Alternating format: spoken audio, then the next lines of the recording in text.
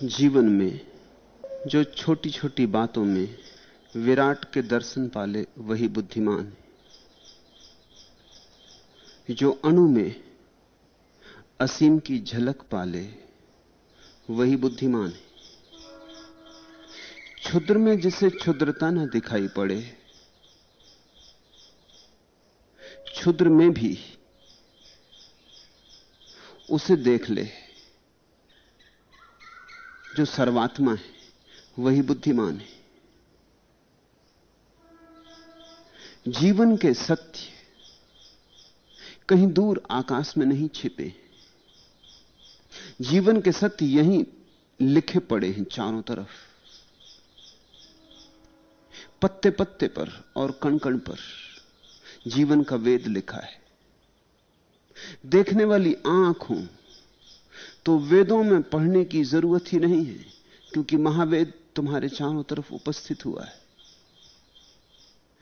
तुम्हारे ही जीवन की घटनाओं में सत्य ने हजार हजार रंग रूप लिए। किसी अवतार के जीवन में जाने की जरूरत नहीं है। तुम्हारे भीतर भी परमात्मा अवतरित हुआ है। अगर तुम ठीक से देखना शुरू करो, जिससे बुद्ध सम्यक दृष्टि कहते हैं, ठीक ठीक देखना, तो ऐसे बूंद बूंद इकट्ठे करते करते तुम्हारे भीतर भी अमृत का सागर इकट्ठा हो जाएगा। और बूंद बूंद ही सागर भरता है। बूंद को इंकार मत करना, नहीं तो सागर कभी ना भरेगा। यह सोच के बूंद को इंकार मत कर देना कि बूंद में क्या रखा है। हम सागर चाहते हैं, बूंद में क्या रखा है। जिसने बूंद को अस्वीकारा वो सागर से भी वंचित रह जाएगा, क्योंकि सागर बनती बूंद से है। जीवन के छोटे छोटे फूलों को इकट्ठा करो। इकट्ठा करना ही काफी नहीं, इन्हें बोध की धागे में पिरो कि इनकी माला बने। कुछ लोग इकट्ठा भी कर लेते हैं जीवन के अनुभव को, लेकिन उस अनुभव से कुछ सीख नहीं लेते। तो ढेर लग जाता है फूलों का, लेकिन माला नहीं बनती। जब तुम्हारे जीवन के बहुत से अनुभवों को तुम एक ही धागे में पिरो देते हो, जब तुम्हारे जीवन के बहुत से अनुभव एक ही दिशा में इंगित करने लगते, तब तुम्हारे जीवन में सूत्र उपलब्ध होता है। इसलिए अगर हम बुद्ध वचनों को सूत्र कहते हैं तो उसका कारण है, ये अनेक अनुभवों के भीतर छिपा हुआ धागा है। ये एकाध अनुभव से निचोड़ा नहीं गया है। ये बहुत अनुभव के फूलों को भीतर अपने में संभाले हुए। और ख्याल करना, जब माला बनती तो फूल दिखाई पड़ते हैं, धागा नहीं दिखाई पड़ता। जो नहीं दिखाई पड़ता वही संभाले हुए है। वो जो अदृश्य है उसको पकड़ लेने के कारण इन गाथाओं को सूत्र कहते हैं। फिर माला बना लेने से भी बहुत कुछ नहीं होता। दुनिया में तीन तरह के लोग हैं। एक तो जो फूलों का ढेर लगाए जाते, जो कभी माला नहीं बनाते। उनके जीवन में भी वही घटता है जो बुद्धों के जीवन में घटा है। बूंदें उनके जीवन में आती हैं, लेकिन बूंदों में उनको सागर दिखाई नहीं पड़ता। और एक एक बूंद आती है और बूंद के कारण वे इंकार करते चले जाते, इसलिए सागर से कभी मिलन नहीं होता। दूसरे वे हैं जो हर बूंद का सत्कार करते, हर बूंद को संग्रहित करते, उनको अनुभव के धागे में जोड़ते। उनके जीवन में बुद्धिमत्ता पैदा होती। मगर एक और इससे भी ऊपर बोध है जो बुद्धिमत्ता से भी पार है, जिसको हम प्रज्ञा कहते हैं। फूलों को इकट्ठा कर लो, ढेर लगाओ तो भी सड़ जाएंगे, और माला बनाओ तो भी सड़ जाएंगे। फूल क्षणभंगुर है। इनको संभालने का यह ढंग नहीं है, इनको बचाने का यह ढंग नहीं है। फूल तो समय में खिलते हैं, इनके भीतर से शाश्वत को खोजना जरूरी है, ताकि इसके पहले कि फूल कुम्हला जाए तुम्हारे हाथ में ऐसा इत्र आ जाए जो कभी नहीं कुम्हला था। फूलों को संग्रहित करने से कुछ लाभ नहीं, ढेर लगाने से तो जरा भी लाभ नहीं, नुकसान भी है। क्योंकि जिनसे आज गंध उठ रही है उन्हीं से कल दुर्गंध उठने लगेगी। फूल अगर इकट्ठे किए तो सड़ेंगे, यहां हर चीज सड़ती है। इसलिए बुद्धिमान आदमी फूल इकट्ठे नहीं करता, इसके पहले कि फूल सड़ जाएं उनकी माला बनाता है। लेकिन मालाएं भी इकट्ठी नहीं करता, इसके पहले कि मालाएं सड़ जाएं उनसे इत्र निचोड़ता है। इत्र निचोड़ने का अर्थ होता है असार असार को अलग कर दिया, सार सार को संभाल लिया। हजारों फूलों से थोड़ा सा इत्र निकलता है, फिर फूल कुम्हलाते हैं, इत्र कभी नहीं कुम्हलाता। फिर फूल समय के भीतर पैदा हुए, समय के भीतर ही समा जाते हैं, इत्र शाश्वत में समा जाता है। इत्र शाश्वत है, एस धम्मो सनातनो। जीवन के छोटे छोटे अनुभव के फूल, इनसे जब तुम असार को छांट देते हो, सार को इकट्ठा कर लेते हो, तो तुम्हारे हाथ में धर्म उपलब्ध होता है, शाश्वत धर्म, सनातन धर्म। तुम्हारे हाथ में जीवन का परम नियम आ जाता है। मूढ़ ढेर लगाता, बुद्धिमान माला बनाता। और जैसे बुद्धत्व की कला आ गई, प्रज्ञावान असार को छोड़ देता, सार को इकट्ठा कर लेता। दृश्य को पकड़ता नहीं, अदृश्य को पकड़ लेता। देखता फूल में गंध का सूत्र क्या है, उसी को बचा लेता। और बहुत कुछ है, उसका कोई मूल्य नहीं है। हजारों फूल में बूंद भर इत्र निकलता है, लेकिन वही इत्र फूलों की गंध था। फूलों में तो कुछ भी ना था, वही इत्र हजारों में फैला था, तो गंध बनी थी। उसे निचोड़ लिया, समय के भीतर से शाश्वत को निचोड़ लिया। यही इत्र निर्वाण है, यही इत्र मुक्तिदायी है, यही तुम्हारे जीवन को परम सुगंध से भर जाता है। ये जो बुद्ध की छोटी छोटी कहानियां मैं तुमसे कह रहा हूं, इसे इस नजर से देखना।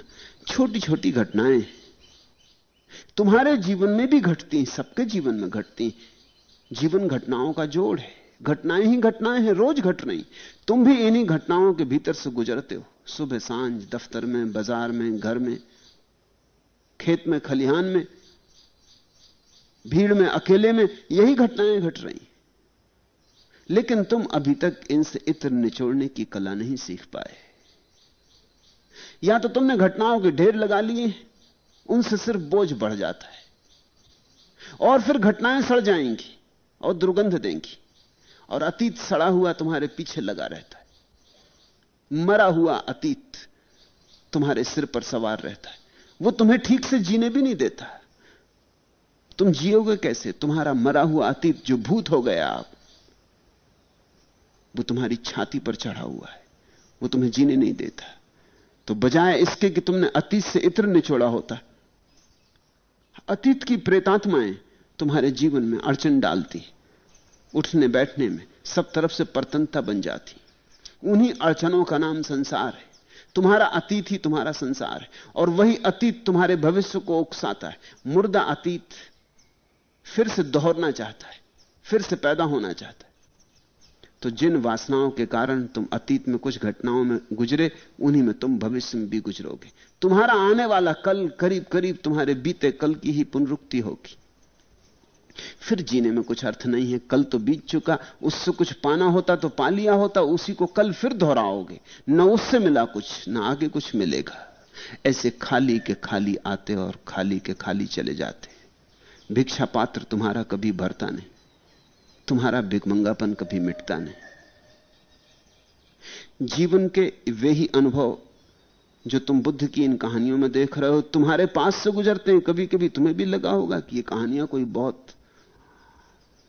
ऐसी तो नहीं है कि दूर आकाश की हो, यही पृथ्वी की है। लेकिन बुद्ध की कला क्या है? वो तत्क्षण एक छोटी सी घटना को पकड़ते, उसमें से इत्र निचोड़ लेते, और इत्र जब तुम देखते हो तब तुम चकित हो जाते हो। आज का सूत्र संदर्भ, कौशल नरेश के पास बद्धरेक नाम का एक महाबलवान हाथी था। उसके बल और पराक्रम की कहानियां दूर दूर तक फैली थी। लोग कहते थे कि युद्ध में उस जैसा कुशल हाथी कभी देखा ही नहीं गया था। बड़े बड़े सम्राट उस हाथी को खरीदना चाहते थे, पाना चाहते थे। बड़ों की नजरें लगी थी उस हाथी पर। वो अपूर्व योद्धा था हाथी। युद्ध से कभी किसी ने उसको भागते नहीं देखा। कितना ही भयानक संघर्ष हो, कितने ही तीर उस पर बरस रहे हो और भाले फेंके जा रहे हो, वो अडिग चट्टान की तरह खड़ा रहता था। उसकी चिंगाड़ भी ऐसी थी कि दुश्मनों के दिल बैठ जाते थे।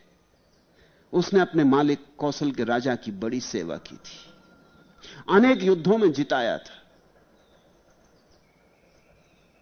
लेकिन फिर वह वृद्ध हुआ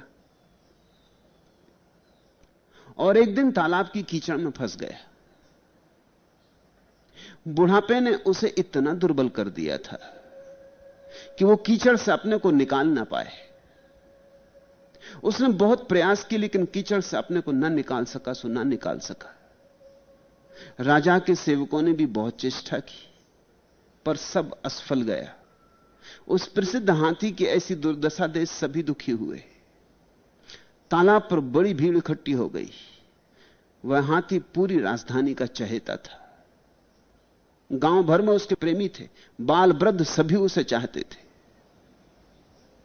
उसकी आंखों और उसके व्यवहार से सदा ही बुद्धिमानी परिलक्षित होती थी। राजा ने अनेक महावत भेजे पर वे भी हार गए।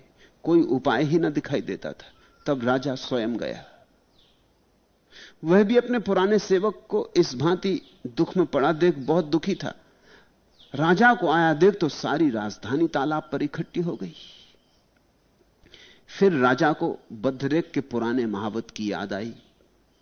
वह भी अब वृद्ध हो गया था, राज्य की सेवा से निवृत्त हो गया था और निवृत्त होकर भगवान बुद्ध के उपदेशों में डूबा रहता था। उसके प्रति भी राजा के मन में बहुत सम्मान था। सोचा शायद वह बूढ़ा महावत ही कुछ कर सके। जन्म जन्म का जैसे इन दोनों का साथ था, इस हाथी का और महावत का। बुद्ध ने अपनी कहानियों में कहा भी है कि तू इस बार ही इस हाथी के साथ नहीं है, पहले भी रहा है। यहां सब जीवन जुड़ा हुआ है। फिर इस जीवन तो पूरे जीवन वो हाथी के साथ रहा था। हाथी उसी के साथ बड़ा हुआ था, उसी के साथ जवान हुआ था, उसी के साथ बूढ़ा हो गया था। हाथी को हर हालत में देखा था, शांति में और युद्ध में, और हाथी की रग रग से परिचित था। राजा को याद आई शायद वह बूढ़ा महावत ही कुछ कर सके। उसे खबर दी गई। वह बूढ़ा महावत आया। उसने अपने पुराने अपूर्व हाथी को कीचड़ में फंसे देखा। वह हंसा, खिलखिला के हंसा, और उसने किनारे से संग्राम भेरी बजवाई। युद्ध के नगाड़ों की आवाज सुन जैसे अचानक बूढ़ा हाथी जवान हो गया और कीचड़ से उठकर किनारे पर आ गया। वह जैसे भूल ही गया अपनी वृद्धावस्था और अपनी कमजोरी। उसका सोया योद्धा जाग उठा और यह चुनौती काम कर गई। फिर उसे क्षण भी देर न लगी। अनेक उपाय हार गए थे, लेकिन यह संग्राम भेरी, ये बजते हुए नगाड़े, उसका सोया हुआ सौरी जाग उठा। उसका शिथिल पड़ गया खून फिर दौड़ने लगा। वो भूल गया एक क्षण को। यादें आ गई होंगी पुरानी। फिर जवान हो उठा। क्षण की भी देर ना लगी। सुबह से सांझ हुई जा रही थी। सब उपाय हार गए थे और वह ऐसी मस्ती और ऐसी सरलता और सहजता से बाहर आया कि जैसे न वहां कोई कीचड़ हो और न वह कभी फंसा ही था। किनारे पे आकर वह हर्षोन्माद में ऐसे चिंघाड़ा जैसा कि वर्षों से लोगों ने उसकी चिंघाड़ सुनी ही नहीं थी। वह हाथी बड़ा आत्मवान था। वह हाथी संकल्प का मूर्त रूप था। भगवान के बहुत से भिक्षु भी उस बूढ़े महावत के साथ ये देखने तालाब के किनारे पहुंच गए थे। उन्होंने सारी घटना भगवान को आकर सुनाई। और जानते हैं भगवान ने उनसे क्या कहा? भगवान ने कहा, भिक्षुओं, उस अपूर्व हाथी से कुछ सीखो। उसने तो कीचड़ से अपना उद्धार कर लिया, तुम कब तक कीचड़ में फंसे रहोगे? और देखते नहीं कि मैं कब से संग्राम भेरी बजा रहा हूं। भिक्षुओं, जागो और जगाओ अपने संकल्प को। वह हाथी भी कर सका, वह अति दुर्बल बूढ़ा हाथी भी कर सका, क्या तुम ना कर सकोगे? मनुष्य होकर, सबल होकर, बुद्धिमान होकर क्या तुम ना कर सकोगे? क्या तुम उस हाथी से भी गए बीते हो? चुनौती लो उस हाथी से, तुम भी आत्मवान बनो और एक क्षण में ही क्रांति घट सकती है। एक क्षण में ही, एक पल में ही स्मरण आ जाए, भीतर जो सोया है जग जाए, तो न कोई दुर्बलता है, न कोई दीनता है। स्मरण आ जाए तो न कोई कीचड़ है, न तुम कभी फंसे थे, ऐसे बाहर हो जाओगे। भिक्षुओं, अपनी शक्ति पर श्रद्धा चाहिए, त्वरा चाहिए भिक्षुओं, तेजी चाहिए। एक क्षण में काम हो जाता है, वर्षों का सवाल नहीं है, लेकिन सारी शक्ति एक क्षण में इकट्ठी लग जाए, समग्रता से, पूर्ण रूपेण। और बुद्ध ने फिर कहा, और सुनते नहीं, मैं संग्राम भेरी कब से बजा रहा हूं। तभी उन्होंने ये गाथाएं कही थी। ये छोटी सी घटना, रोज ऐसी घटनाएं घटती हैं, लेकिन बुद्ध ने बड़ा इत्र खींचा, बड़ा इत्र निचोड़ा। पहले तो इस छोटी सी कहानी को ठीक ठीक हृदयंगम हो जाने दें। यह हाथी साधारण हाथी न था, महाबलवान था। तो ख्याल रखना, महाबलवान की भी ऐसी दशा हो जाती। इसलिए बल से कभी धोखा मत खाना।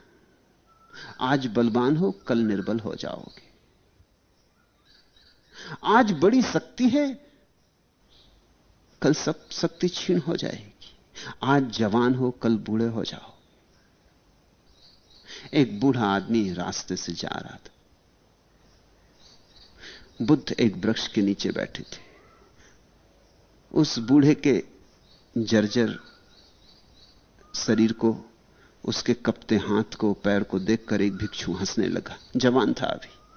बुद्ध ने कहा, भिक्षु हंसो मत, नहीं तो लोग फिर तुम पर हंसेंगे। यही दशा तुम्हारी हो जाएगी, ये तुम्हारा भविष्य है। इस बूढ़े को इस भांति चलते देखकर हंसो मत। इसके पहले कि यह दशा तुम्हारी हो जाए, कुछ कर लो। हंसी में तो कहीं यह भाव छिपा ही है कि यह मेरे साथ कभी नहीं होगा। देखते नहीं, किसी को हारा देखते हो तुम हंसते हो। तुम ये कभी सोचते नहीं कि जो हार आज इस आदमी की हो गई, कल ये भी जीता हुआ था। आज जो चारों खाने चित्त पड़ा है, कल न मालूम कितने लोगों को इसने चारों खाने चित्त किया था। तुम आज हो सकता है किसी की छाती पे बैठे हो। ये सदा रहेगी नहीं बात। यहां सदा कुछ भी नहीं रहता। यहां चीजें रोज बदलती हैं, प्रतिपल बदलती हैं। आज जो शक्ति में है, कल शक्तिहीन हो जाता। आज जो सत्ता में है, कल सत्ता के बाहर हो जाता। और मजा यह है इस दुनिया का, अंधापन ऐसा है कि जो भी सत्ता में आता है वो यही सोचता है कि अब आ गया, अब कभी बाहर नहीं होना। इतने लोगों को बाहर जाते देखता है, फिर भी ये चूक बनी ही रहती। तुम आज जवान हो, कल बूढ़े हो जाओगे। और ये मत सोचना कि तुम्हारे साथ जगत का नियम कोई अपवाद का व्यवहार करेगा। यहां अपवाद होता ही नहीं। जगत के नियम निरपवाद हैं। आज जीते हो, कल मरोगे। अर्थी देख के दया मत खाना, क्योंकि वो अर्थी तुम्हारी ही है। अर्थी देख के जागो, दया खाने से क्या होगा। यह मत कहो कि बेचारा मर गया। जब तुम कहते हो कि बेचारा मर गया, तो उसमें कहीं यह भाव छिपा ही होता है कि हम भले अभी तो नहीं मरे। कहीं दूर यह ध्वनि होती है कि हमको नहीं मरना है, यह बेचारा मर गया। तुम्हें अपने बेचारेपन की याद आती जब कोई मरता है? अगर नहीं याद आती तो तुम फूलों की ढेरी लगा रहे हो, माला नहीं बना रहे। नहीं तो हर रोज जो अर्थी तुम्हारे द्वार के बाहर से निकलती, उसका हर फूल तुम्हारी माला में सजता जाए, और इसके पहले कि मौत आए, मौत तुम्हारे सामने साक्षात हो जाए। उसी मौत के साक्षात्कार से सन्यास का जन्म होता है। बुद्ध ने कहा है, जिसने मृत्यु को देख लिया वो सन्यास्त न हो। यह कैसे संभव है? सन्यास का अर्थ इतना ही है कि मौत तुमसे जो छीन लेगी, हम उसे स्वेच्छा से दे देते हैं। हम कहते हैं ठीक, ये छीन ही जाने वाला है, इसको पकड़ रखने में व्यर्थ परेशानी क्यों लेनी? पहले पकड़ने की परेशानी लो, फिर छीने जाने का दुख भोगो। हम अपनी मौत से दे देते हैं, हम दान कर देते, हम त्याग कर देते। मौत जब ले ही जाएगी तो मौत को यह अवसर क्यों दें? हम अपनी ही मर्जी से दे डालें। सन्यास का इतना ही अर्थ होता है कि जो मौत करेगी वो हम खुद ही कर देते हैं, ताकि मौत को झंझट बचे। मौत को मेहनत क्यों करवाएं? और ख्याल रखना, बड़ा क्रांतिकारी फर्क है। जो आदमी ग्रस्त की तरह मरता है वो रोते झींकते मरता है, क्योंकि उसका सब छीना जा रहा है। उसने जो जो अपना माना था सब हाथ से खिसका जा रहा है। और जो व्यक्ति संन्यास्त की तरह मरता है वो अपूर्व आनंद से मरता है। उसके पास छीने जाने को कुछ भी नहीं, उससे कोई कुछ भी नहीं छीन सकता। उसने तो वो सब पहले ही मान लिया था कि मेरा नहीं है जो मौत छीन लेगी। जो मौत छीन लेगी वो मेरा नहीं है। यही तो कसौटी है मेरे होने की। मेरा वही है जो मौत नहीं छीन पाएगी। उसने तो वही बचाया जो मौत नहीं छीन पाएगी। उसने ध्यान बचाया, धन नहीं बचाया। उसने प्रेम बचाया, पद नहीं बचाया। उसने प्रार्थना बचाई, पूजा बचाई, अर्चना बचाई। उसने प्रभु स्मरण बचाया। उसने समाज की प्रतिष्ठा और सम्मान और आदर और कूड़ा करकट नहीं बचाया, क्योंकि वो तो सब मौत छीन लेती। जो मौत छीन लेती है उसने बचाया ही नहीं। उसने वही बचाया जिस पर मौत का कोई बस नहीं है। मौत शरीर को तो मार देती, इसलिए उसने शरीर से मोह न रखा। न हन्यते हन्य माने शरीर। उसने तो उसकी तरफ देखा जो शरीर के मारे जाने से भी नहीं मरता। उसने तो प्रेम उससे जोड़ा। उसने तो चाहत उसकी की जो शरीर के छूट जाने पर भी नहीं छूटता। उसने मिट्टी के दियों में आसक्ति नहीं लगाई। उसने तो ज्योति में आसक्ति बांधी जो सदा रहेगी, सदा थी। उसने समय के भीतर शाश्वत को निचोड़ा। उसने फूल नहीं पकड़े, उसने इत्र। उसने जल्दी जल्दी इत्र निचोड़ा। इत्र साथ जाएगा, फूल यहीं पड़े रह जाते। ध्यान साथ जाएगा, धन यहीं पड़ा रह जाता है। उसने सिकंदर नहीं बनना चाहा, उसने बुद्ध बनना चाहा, महावीर बनना चाहा, कृष्ण बनना चाहा। उसने चाहत विराट की। सन्यास का इतना ही अर्थ होता है। उसने देख लिया लोगों को बूढ़ा होते। अगर जवान आदमी के पास दृष्टि हो तो वो ये देख के कि कोई बूढ़ा हो रहा है समझ लेगा कि मुझे बूढ़ा होना है। इसलिए अभी से सोच के चलो, अभी से इस हिसाब से चलो कि ये बुढ़ापा आए भी तो मुझसे कुछ छीन ना पाए। जिसने होश से देखा वो मुर्दा को देख के जान लेता है कि मेरी भी मौत आ रही, चल पड़ी है, आती ही होगी। आजकल की बात है, समय थोड़ा देर अबेर की बात, आती ही होगी। इसकी आ गई, मेरी भी आती होगी। तो इसके पहले मैं घर तैयार कर लूं, मैं कुछ ऐसा बना लूं जो मौत मुझसे नहीं छीन पाएगी। तो बुद्ध ने उस हंसते भिक्षु को कहा, मत हंस भिक्षु, तू भी ऐसा ही बूढ़ा हो जाएगा। च्वांग निकलता था एक मरघट से, एक खोपड़ी पड़ी थी, उसका पैर लग गया। सुबह था, धुंधलका था, अभी रोशनी हुई नहीं थी, सूरज निकला नहीं था। उसने झुक के प्रणाम किया उस खोपड़ी को, साष्टांग लेट कर नमस्कार किया। उसके शिष्यों ने कहा, आप ये क्या करते हैं? इस खोपड़ी को नमस्कार कर रहे हैं।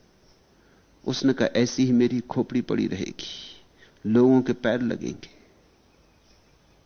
मैं इसको नमस्कार कर रहा हूं, इसने मुझे याद दिला दी कि अपनी क्या दशा हो जाएगी।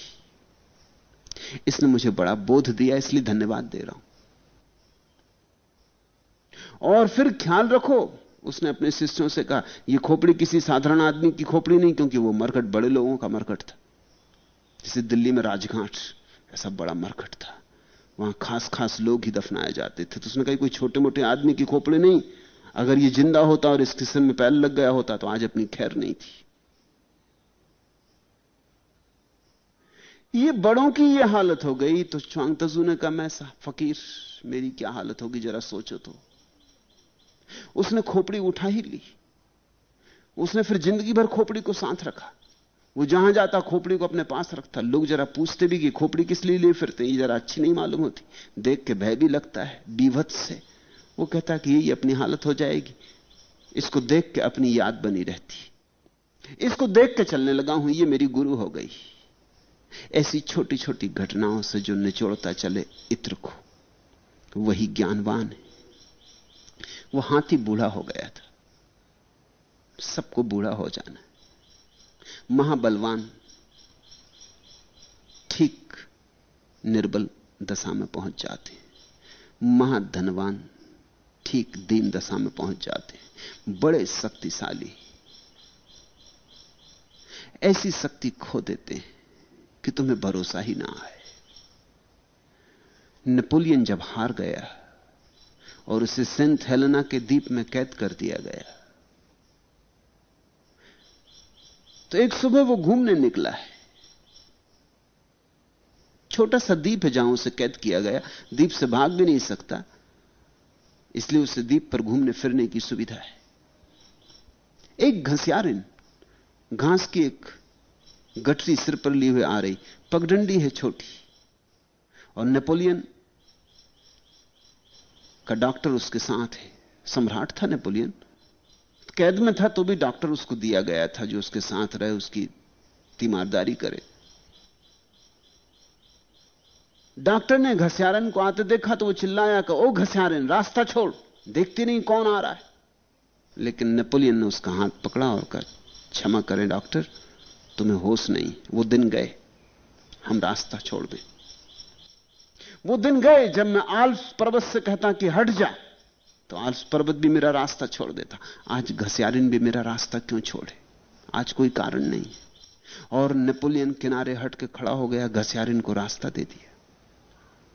समझदार आदमी रहा होगा।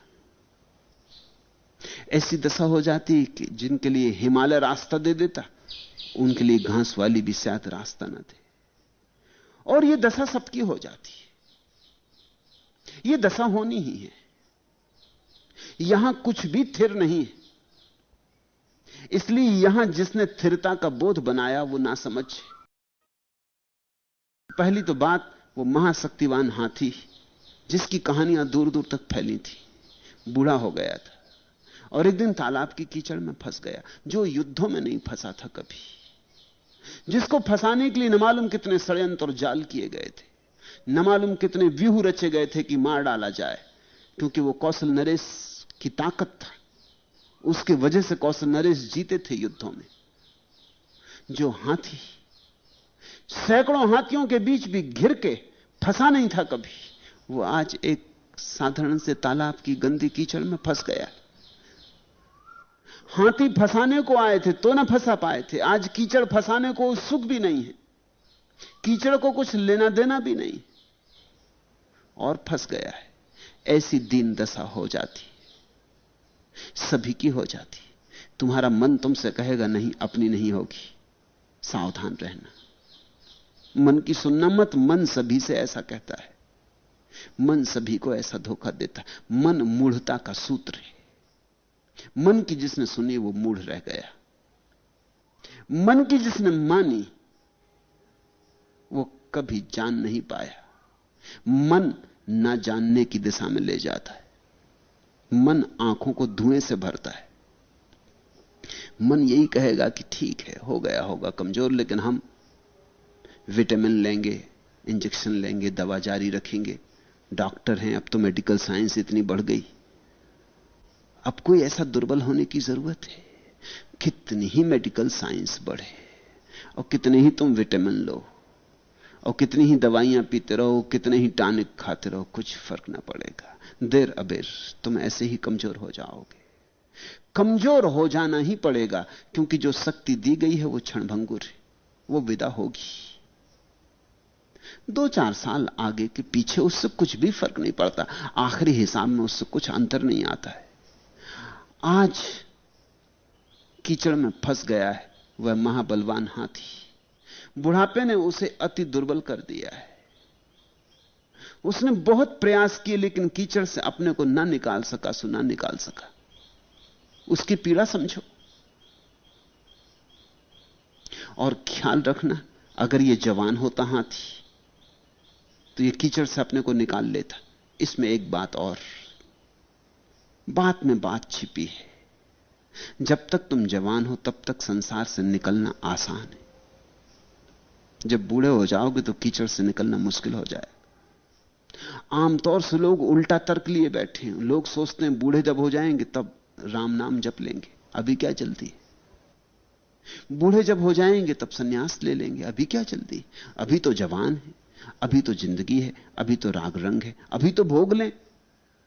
जब मौत करीब आने लगेगी और हाथ पैर जर्जर होने लगेंगे और जरा द्वार खटखड़ाने लगेगी तब हो जाएंगे, संन्यास्त हो जाएंगे। मेरे पास लोग आते हैं, वो कहते हैं कि आप जवान आदमी को सन्यास दे देते। सन्यास तो बूढ़ों के लिए। किसने तुमसे कहा? तुम्हारे मन ने कहा होगा। अगर मन की सुनो तो मन तो यह कहता है कि सन्यास मुर्दों के लिए है, बूढ़ों के लिए भी नहीं। मन कहता है जब अर्थी पे चढ़ जाओ तब ले लेना सन्यास। एक स्त्री मेरे पास आती थी, सामाजिक कार्यकर्त्री थी, बंबई में उसका बड़ा नाम था। वो सन्यास लेना चाहती थी, उम्र उसकी थी कोई 65 साल, मगर वो कहती थी अभी। स्त्रियां तो 65 साल में भी शायद अपने को जवान ही समझती। स्त्रियां तो बूढ़ी होती ही नहीं, हो जाएं तो भी नहीं होती, मानती नहीं। कोई किसी से पूछ रहा था अमेरिका में कि स्त्री अमेरिका की प्रेसिडेंट क्यों नहीं हो सकती, तो उन्होंने कहा कठिनाई है, क्योंकि प्रेसिडेंट को कम से कम 40 साल के ऊपर होना चाहिए। कोई स्त्री 40 साल के ऊपर होती ही नहीं। मैं उस वृद्धा को कहा कि अब और कब, 65 साल की तू हो गई? उसने कहा हां भी हो गई, लेकिन अभी मैं मजबूत हूं और कमजोर भी नहीं हूं, आप देखते नहीं। अभी तो 25 साल जिंदा रहूंगी कम से कम। मैंने कहा आदमी जवानी में भी मर जाता है, आदमी बचपन में भी मर जाता है। तू 65 साल के बाद भी ये सपना संभाले हुए है। और संयोग की बात के दूसरे दिन वो मुझे मिलने ही आ रही थी और एक कार से टकरा गई। मैं उसके लिए राह ही देख रहा था, वो तो नहीं आई। उसके बेटे की खबर आई अस्पताल से कि हालत बहुत खराब है।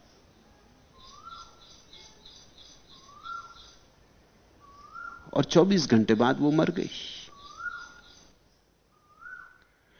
मरते वक्त बेटे को कह गई कि कुछ भी हो मुझे सन्यास तो दिलवाई देना।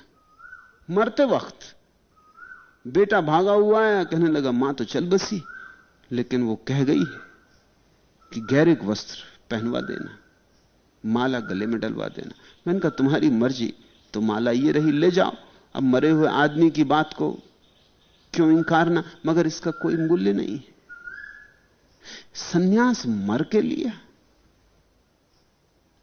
लेकिन अधिकतर लोगों का तर्क यही है कि जब मरने के करीब आ जाएंगे तब फिक्र कर लेंगे। इस छोटी सी बात में यह ख्याल रखना, अगर यह हाथी जवान होता और कीचड़ में फंसा होता तो सहजता से निकल आया होता। क्योंकि जो ऊर्जा संसार में काम आती है वही ऊर्जा सन्यास में भी काम आती है। ऊर्जा तो वही है। अक्सर लोग सोचते हैं कि जवानी में तो बड़ी कठिनाई होगी क्योंकि वासना प्रबल होगी। माना जवानी में वासना प्रबल होती है, लेकिन वासना से छूटने की शक्ति भी उतनी ही प्रबल होती है। बुढ़ापे में एक बड़ी दुर्घटना घट जाती है, वासना से छूटने की शक्ति तो निर्बल हो जाती है और वासना उतनी की उतनी प्रबल रहती। वासना कभी छोटी होती नहीं, निर्बल होती नहीं। बूढ़े से बूढ़े आदमी के भीतर वासना वैसी ही जलती जैसे जवान आदमी के भीतर जलती। उसका शरीर साथ नहीं देता, उसकी शक्ति साथ नहीं देती, लेकिन भीतर वासना वैसी ही जलती। वासना में कभी बुढ़ापा नहीं आता, वासना बूढ़ी होती ही नहीं।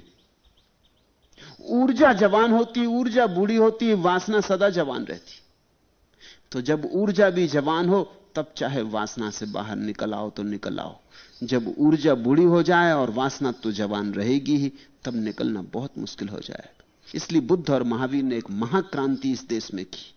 ब्राह्मणों की संस्कृति में बूढ़े के सन्यास की व्यवस्था थी। 75 साल के बाद, एक तो 75 साल के बाद कोई बचता नहीं, कोई भूल चूक से बच गए तो संन्यास्त हो जाएंगे।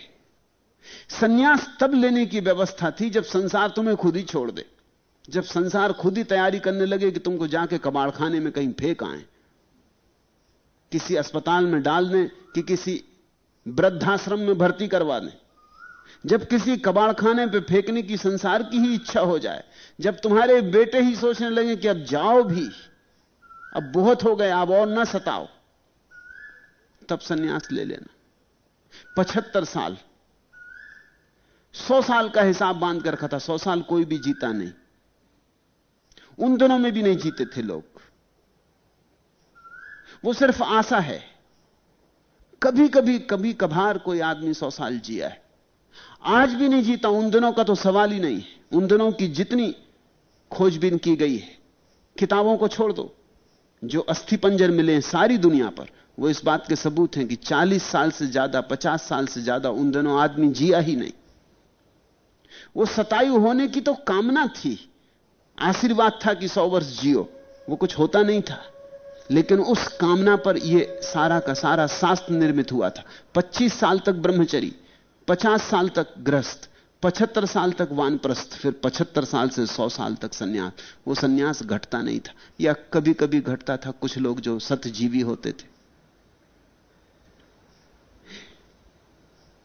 इसलिए बुद्ध और महावीर ने तो एक महाक्रांति का सूत्रपात किया। उन्होंने इस पूरे गणित को बदला। उन्होंने कहा सन्यास तो जवान की बात है, जब ऊर्जा प्रखर है, जब ऊर्जा जलती है लपट के साथ।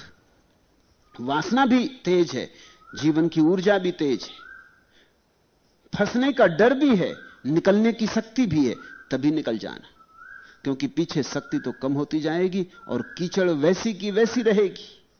इस तालाब में कीचड़ तब भी थी जब ये हाथी जवान था, अब हाथी तो बूढ़ा हो गया, तालाब की कीचड़ अब भी वैसी की वैसी। कीचड़ में कोई फर्क नहीं पड़ रहा है। वासना की कीचड़ सदा वैसी की वैसी रहती। शायद कभी जवानी में इस तालाब पर स्नान करने आया भी हो, आया ही होगा, नहीं तो बुढ़ापे में क्यों आता। हम उसी तालाब पर तो जाते हैं जिसमें जवानी में भी गए हो। जहां जवानी में गए वहीं तो हम बुढ़ापे में भी जाते हैं। आदत, पुराने संस्कार, इसी तालाब पे नहाता रहा होगा। हालांकि कोई कहानी नहीं है इसके फंसने की, क्योंकि तब जवान था, निकल गया होगा। अब बूढ़ा हो गया है, कीचड़ तो वैसी की वैसी है, लेकिन अब निकलने की शक्ति छीन हो गई। इसके पहले कि बुढ़ापा तुम्हें दीन दुर्बल कर जाए, अपनी ऊर्जा को ध्यान में उंडेल देना। इसके पहले कि मौत तुम्हारी छाती पर बैठने लगे, तुम समाधि को निमंत्रण दे देना। इसके पहले कि संसार तुम्हें फेंकने लगे, तुम सन्यास की दुनिया में प्रवेश कर जाना। यह अपमानजनक है कि संसार तुम्हें फेंके, यह सम्मानजनक है कि तुम संसार को कहो कि मैंने हाथ अलग कर लिए। इसमें बड़ा सम्मान, इसलिए हमने सन्यासी को इतना सम्मान दिया। सम्मान का कारण क्या है, कोई पूछे? कारण यही है कि जिसको हम मरते दम तक नहीं छोड़ पाते, उसे सन्यासी ने जीते जी जीवन की परम शक्ति के क्षणों में भी छोड़ दिया। जिसमें हम फंसे ही रहते, उससे सन्यासी ने मुंह मोड़ लिया। वासना की कीचड़ से तभी अलग हो जाना जब तुम्हारे पास धमनियों में रक्त बहता हो, हृदय में बल हो, बुद्धि में प्रखरता हो। जवानी का उपयोग कर लेना। परमात्मा तक जाना हो तो जवानी का उपयोग कर लेना, क्योंकि उसके मंदिर में भी नाचते हुए जाना पड़ता है, उत्सव से भरे जाना पड़ता है। वहां मुर्दे और लाशों की तरह मत पहुंचना, स्ट्रेचर पर पड़े हुए मत पहुंचना, नहीं तो वे मंदिर के द्वार भी तुम्हारे लिए नहीं खुलेंगे। भगवान का मंदिर कोई अस्पताल नहीं है, वो महोत्सव है। जो तुमने जीवन ऊर्जा वासना की बलवेदी पर चढ़ाई है, वही वासना की वेदी पर चढ़ाई गई ऊर्जा जिस दिन तुम प्रार्थना की वेदी पर चढ़ाते हो, उसी दिन धार्मिक हो पाते हो। ऊर्जा वही है, देवियां बदल जाती। संसार का देवता है, फिर भगवान है। ऊर्जा वही है। इसलिए तुम अक्सर पाओगे कि जैसे कोई मजनू लैला के लिए दीवाना होता है, वैसा ही कोई चैतन्य कृष्ण के लिए दीवाना हो जाता है। दीवानगी वही है। जैसे कोई सीरी फरियाद के लिए पागल होती है, वैसी कोई मीरा कृष्ण के लिए पागल हो जाती। पागलपन वही है। अगर तुम मनोवैज्ञानिक को पूछो, खासकर फ्राडियन मनोवैज्ञानिक को, तो वो तो कहेगा कि ये वासना का ही प्रक्षेपण है, इसमें कुछ बहुत भेद नहीं है। क्योंकि मीरा कृष्ण से वही तो बातें कर रही जो आमतौर से स्त्रियां अपने प्रेमी से चाहती कि मैंने सेज सजाई है, देखो कितने फूल सेज पर बिछाए और तुम अभी तक नहीं आए। ये भाषा तो कामना की है, वासना की है। सच प्रार्थना की भाषा भी कामना की ही भाषा है, सिर्फ मंदिर का देवता बदल गया है। प्रार्थना उतनी ही प्रज्वलित होती है जितनी वासना। यह वही तेल है जो वासना में जलता है और वासना के दिए में जलता है। यह वही तेल है जो प्रार्थना के दिए में भी जलता है। इसलिए अगर मीरा कहती है कि सेज मैंने सजाई है, फूल बिछाए हैं, आंखें बिछाए तुम्हारे रास्ते पर बैठी हूं और तुम अभी तक नहीं आए, और मैं तुम्हें पुकार रही हूं मेरे प्राण प्यारे, तुम आओ, मैं तुम्हारे लिए नाच रही हूं, आओ हम संग संग खेलें, संग संग नाचें, आओ हम रास रचाएं। यह भाषा तो वासना की ही है। कोई विरहिणी जैसे अपने पति के लिए पुकारती हो या अपने प्रेमी के लिए पुकारती हो, इस भाषा में उस भाषा में कोई भेद नहीं है। परमात्मा है भी हमारा प्रेमी, हम हैं उसके प्रेमी। सत्य को जब कोई उतनी ही त्वरा से पुकारता है जितनी त्वरा से उसने अपने कामना के विषयों को पुकारा था, तभी सत्य तक पुकार पहुंचती है। तुम्हारी प्रार्थना अगर तुम्हारी वासना से कमजोर है तो कभी सफल नहीं होगी। तुम्हारी प्रार्थना ऐसी होनी चाहिए कि तुम्हारी सारी वासनाओं की जीवन ऊर्जा उसमें प्रविष्ट हो जाए। सारी वासनाएं इकट्ठी होकर जब प्रार्थना रत होती तभी कोई पहुंचता है। ये बूढ़ा हाथी फंसा बूढ़ा कीचड़ में। कीचड़ तुम्हारे भी चारों तरफ है। तुम कीचड़ के ही भरे तालाब में बार बार स्नान करने जाते हो। आशा यही रखते हो कि शायद कीचड़ में स्नान करने से स्वच्छ हो जाओगे। कीचड़ में स्नान करने से कोई स्वच्छ नहीं होता। और हाथी तो बड़े आदमियों जैसे ही ना समझ होते। शायद इसलिए आदमी हाथियों को समझदार भी कहता है, क्योंकि दोनों की समझदारी मिलती जुलती होती, एक सी होती। समझदार कहो या ना समझ, मगर दोनों में कुछ बात एक सी होती। हाथी को कभी नहाते देखा? जब वो नहा लेता है तालाब में और बाहर निकलता है तो अपनी सूंड से धूल को अपने ऊपर फेंक के घर आ जाता है। बड़ा आदमी जैसा है। नहा भी लिए किसी भूल चूक से तो उनका चित्त नहीं मानता। बाहर निकलता है तालाब से, सूंड में भर लेता है, धूल अपने सारे शरीर पर फेंक लेता है, फिर हो गए जैसे के तैसे। यही तो तुम मंदिर में जाके करते हो। किसी तरह प्रार्थना कर भी ली तो बाहर निकल भी नहीं पाते कि धूल फिर फेंकने लगते हो। अक्सर तो ऐसा होता है कि प्रार्थना कर रहे हो तो तभी धूल फेंकने लगते हो। मंदिर में हाथ जोड़े खड़े थे, परमात्मा की तरफ आंखें उठाई थी, एक सुंदर स्त्री आ गई, भूल गए परमात्मा मरमात्मा को। प्रार्थना तो कहते रहे परमात्मा की, लेकिन मन किसी और ही बात से भर गया। और अक्सर ऐसा हो जाएगा कि इस स्त्री की मौजूदगी के कारण तुम और जोर जोर से प्रार्थना करने लगोगे और हिलने डुलने लगोगे। अब इसको प्रभावित भी करना, परमात्मा तो प्रभावित हो या ना हो किसको पता, मगर ये स्त्री को कम से कम ख्याल आ जाए कि बड़े धार्मिक हैं, सत्पुरुष हैं, संत हैं। कीचड़ वहीं डाल लेते हैं हम। हमारी प्रार्थना में ही कहीं वासना आ जाती। हम प्रार्थना भी करते हैं तो कुछ मांगते हैं परमात्मा से। परमात्मा को छोड़ के हम सब मांगते हैं, धन मिल जाए, पद मिल जाए, प्रतिष्ठा मिल जाए, कुछ मिल जाए, कि लॉटरी का टिकट लग जाए। हम परमात्मा से क्षुद्र मांगते हैं, व्यर्थ मांगते हैं, असार मांगते हैं। परमात्मा से तो सार वही मांगता है जो परमात्मा के सिवाय और कुछ भी नहीं मांगता, जो कहता है कि सब मेरा खो जाए लेकिन जान लूं कि तुम कौन हो, सब मेरा मिट जाए, दांव पर लग जाए, लेकिन एक पहचान की किरण उतर आए, एक दफा झलक मिल जाए कि क्या है ये जीवन, मैं कौन हूं और यह क्या है। इस रहस्य का पर्दा उठ जाए। उस बूढ़े हाथी ने बड़े प्रयास किए लेकिन कीचड़ से अपने को ना निकाल सका, सो ना निकाल सका। राजा के सेवकों ने भी बहुत चेष्टा की, सब असफल हुआ। महावत भेजे गए, नए महावत होंगे।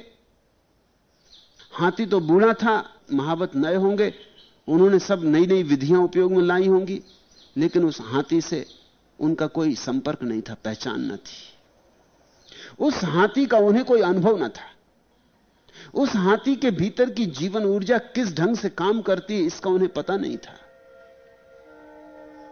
इसलिए अक्सर ऐसा हो जाता है, अगर तुम ऐसे आदमी से सलाह लिए जिससे जीवन का ठीक ठीक अनुभव ना हो, ऐसे आदमी से सलाह लिए जो तुम्हारे जीवन के अनुभव से परिचित ना हो, तो भूल हो जाएगी, तो चूक हो जाएगी। जैनों और बौद्धों ने इस संबंध में भी एक महाक्रांति की। हिंदू कहते हैं कृष्ण और राम भगवान के अवतार हैं, वे ऊपर से नीचे आते हैं। अवतार का मतलब होता है ऊपर से नीचे आते, वे ठेठ भगवान के हृदय से आते। लेकिन इसका तो मतलब यह हुआ कि वे कभी आदमी नहीं थे। तो आदमी के जीवन अनुभव उनके अनुभव नहीं है। यह बात बड़ी सोचने जैसी। वे सीधे भगवान के घर से आते, और हम तो लंबे लंबे जन्मों की अंधेरी रातों से गुजरते आ रहे हैं। न मालूम कितने रास्तों पर भटके हैं, न मालूम कितनी ठोकरें खाई हैं, न मालूम कितने खाई खड्डों में गिरे हैं, न मालूम कितनी भूलें चूकें की हैं। हमारा जीवन तो महापाप की लंबी यात्रा है, और वे आते हैं पवित्र मंदिर से सीधे। जैनों और बौद्धों ने यह बात बदल दी। उन्होंने बुद्ध को और महावीर को अवतार नहीं कहा, तीर्थंकर कहा। तीर्थंकर का अर्थ होता है कि वे भी हमारे साथ ही इस अंधेरे की यात्रा से आ रहे हैं, हमारे ही जैसे रास्तों से गुजरे, हमारे ही जैसे वासना से तड़फे, हमारे जैसे ही रत्ती रत्ती परेशान हुए हैं, हमारे जैसे ही कीचड़ में फंसे, हमें पहचानते हैं। हमसे कुछ ज्यादा हैं, लेकिन जो भी हमें वो तो वे रहे ही हैं, उन्हें हमारी पहचान है। इसलिए कोई आश्चर्य की बात नहीं है कि गीता से उतने लोगों को निर्वाण उपलब्ध नहीं हुआ जितने लोगों को धम्मपद से निर्वाण उपलब्ध हुआ। गीता आकाशी मालूम पड़ती, हवाई मालूम पड़ती, शुद्ध दार्शनिक मालूम पड़ती। धम्मपद बहुत व्यवहारिक है, आदमी को देखकर कहे गए वचन है। उपनिषद आकाश में है, आकाश कुसुम जैसे। पृथ्वी पर उनकी कोई जड़ें नहीं मालूम होती। बुद्ध और महावीर के वचन पृथ्वी पर जमे हुए वृक्षों की तरह। भेद समझना, बुद्ध और महावीर तुम्हारे जैसे ही आदमी हैं।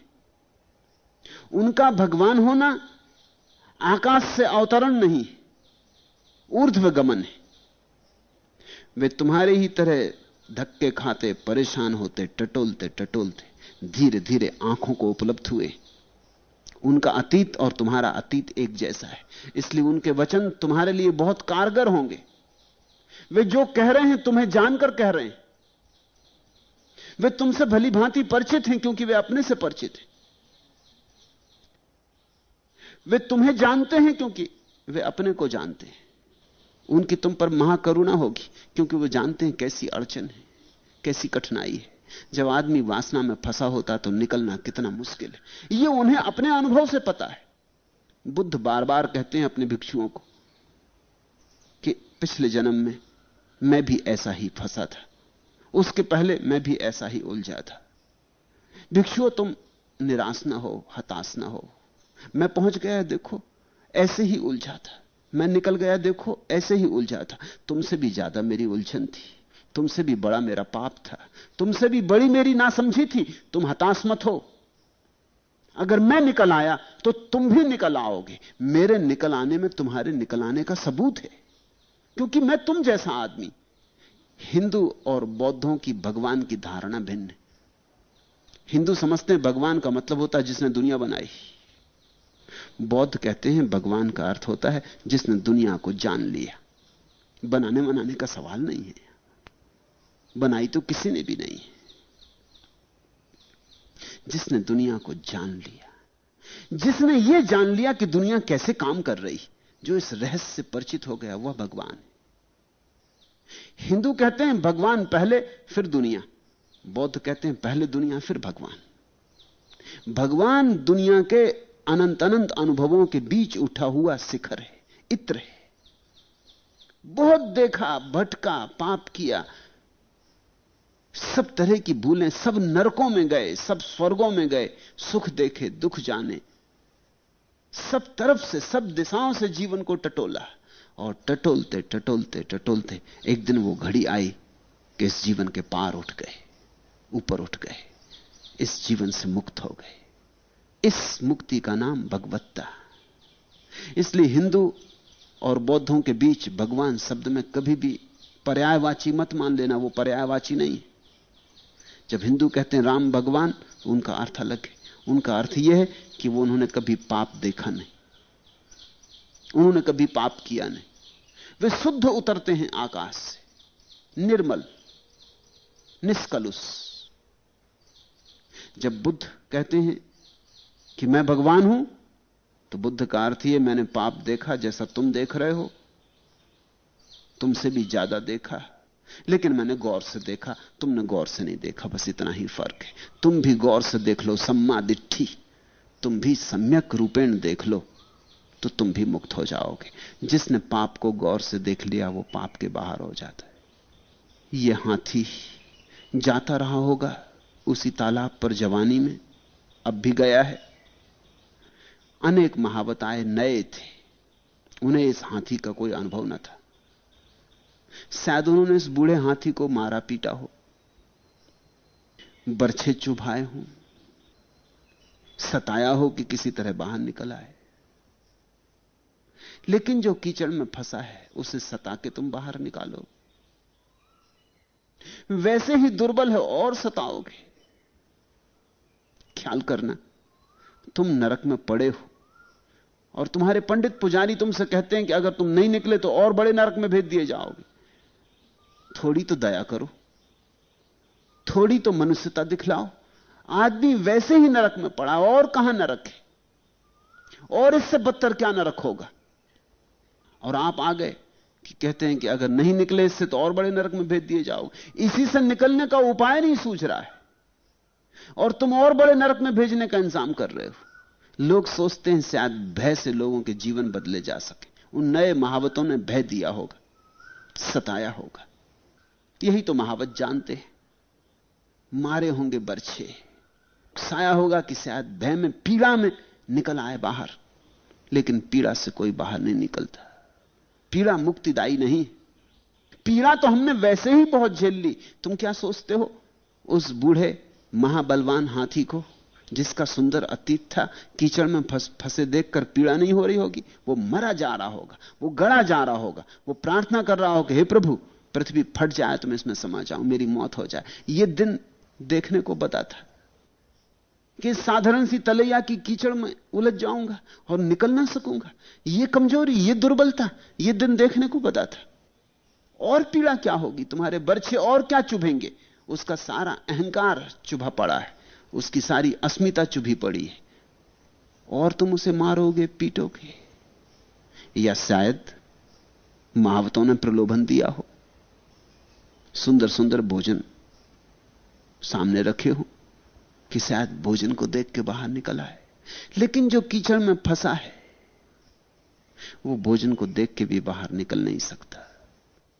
लोभ और भय काम ना करेंगे, और यही दो बातें काम में लाई जाती रही, स्वर्ग का लोभ, नरक का भय।